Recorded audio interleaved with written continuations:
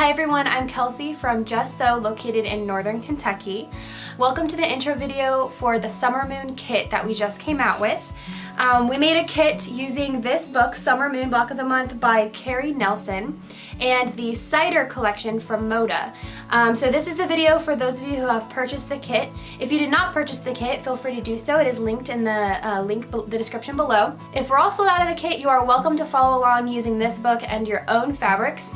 I'm going to be releasing videos for every block that is in this book, and this is the kind of intro video to give you guys an overview of how this series is going to go. So if you turn to page 3, you will notice that this book is meant to be a block of the month. We are actually releasing it as one kit, so you'll be getting all of your fabric at once. However, the videos will be released according to the block of the month breakdown.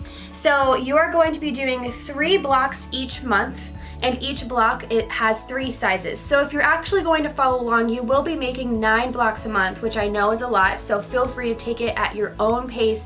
You do not have to do it that fast, but that is about when each of the videos will be released. They will be released here on our YouTube page as well as our Facebook group called Just Sew Along, so feel free to go join us over there.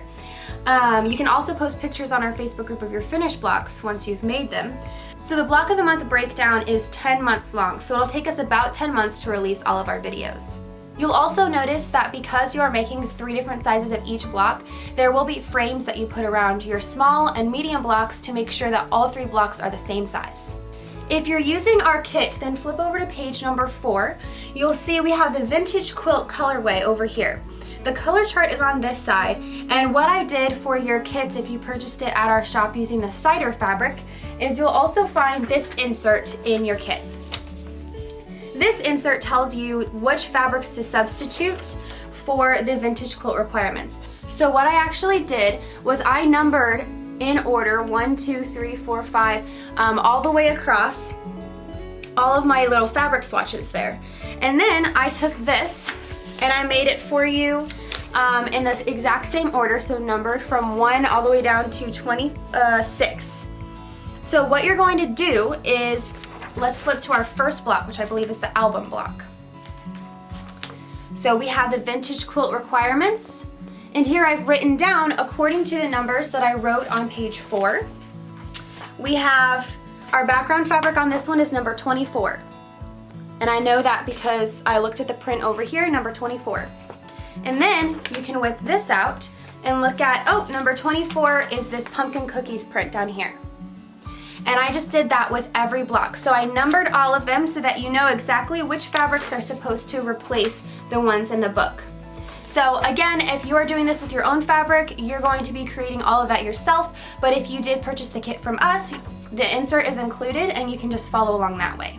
The instructions for cutting each of your blocks can be found on the appropriate page. So all the cutting instructions for the album block will be on the album block page. Down here, you'll see that you have small block, medium block, and large block, as well as broken down into which fabrics are which letter of the alphabet. So the whole cutting chart for that block is down here. So this gives you the cutting chart for all 3 sizes for this block. What I did is I cut a bunch of my blocks at once and I sorted them into little Ziploc bags here. So this is my album block, and so once I'm ready to do this, I can go ahead and get started. One thing to note is that the biggest size is 8 inches, the medium is 6.5, and the smallest is 5 inches. That 5-inch square is pretty tricky, so I do suggest starting with the larger ones to practice and working your way down to the smallest one. Another thing to note is that there are a lot of half square triangles in these blocks. However, it's my opinion that they don't make you make the squares for the half square triangles quite large enough. So we have the bear's trap block, for instance. Your finished half square triangle, once you have sewn it and ironed it open, for the large block is supposed to be 1 5/8 inch square. However, the square that they have you cut is 2 inches, and so they really only give you that 3/8 inch of wiggle room, and I feel like you need a little bit more. So what I would do is I would go through and figure out which squares are you're supposed to be cutting for half square triangles and cut it 1/8 to 1/4 inch bigger than what they say, and then you'll just have to trim it down because by the time you open it up, it's the exact size it's supposed to be, and sometimes a little bit smaller. So 2 of the ways that you can fix that are either by doing a scant 1/4 inch seam or by cutting your initial square a little bit larger and then trimming down your half square triangle to the appropriate size. Speaking of scant 1/4 inch seams, I do suggest you make some sort of sample block.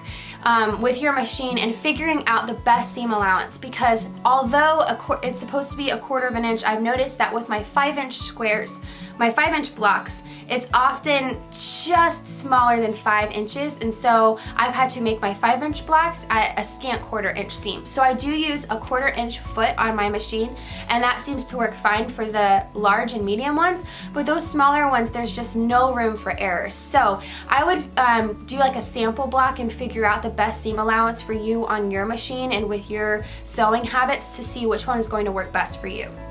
A couple tools that I have found helpful through making these blocks is a rotating cutting mat for truing my squares. This is the 7-inch size rotating cutting mat, so this will really work for your small and medium blocks. If you want one that will work for all 3 of your blocks, we also have a 14-inch rotating cutting mat.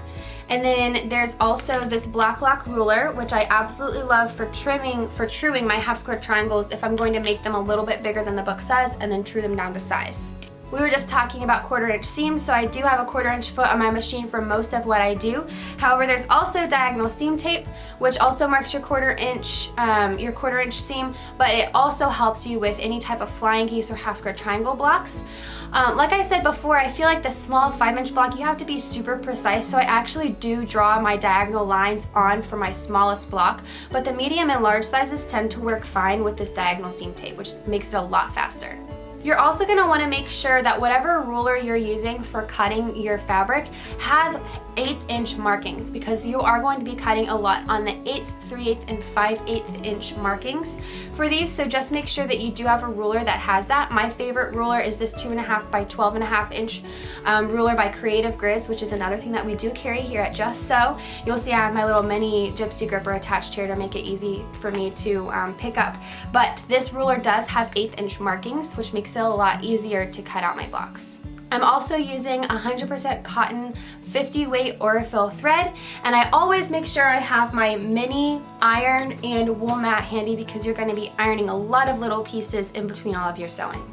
And of course, you're going to need your Summer Moon kit. So if you haven't gotten that already, make sure you click the link in the description below to go ahead and purchase your Summer Moon kit. These videos that will be coming out, about 3 a month, are going to be nice and short and to the point, but hopefully help you along if you have any questions or if you just want to see it done before you dive in and try. It'll also include any tips that I discovered while creating my blocks, because I'm going to be sewing the medium and small blocks off camera and the large blocks on camera so that you guys can see it a little easier. And like I said, make sure that you have joined our Just Sew Along Facebook group so that you can post pictures of your finished blocks and see all of the videos when they come out. Alright, that's all I have for you guys today. Thank you so much for purchasing this kit from Just Sew and following along on our sew along. Make sure you like us on Facebook, hit the subscribe button, and we'll see you guys in our next video.